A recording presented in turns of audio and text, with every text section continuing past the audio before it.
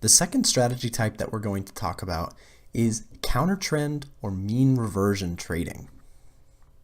So basically, counter trend traders are going to be going against the general flow of the market.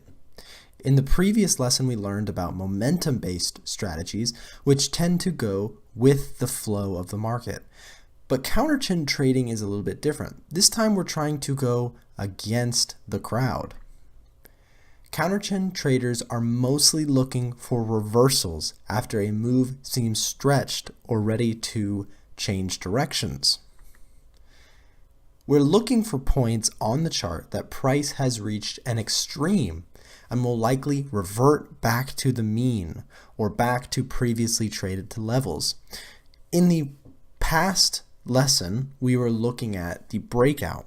Oftentimes, a counter trend or mean reversion trader will find these spikes after they've moved extensively and look to trade them back down to a more recently traded level.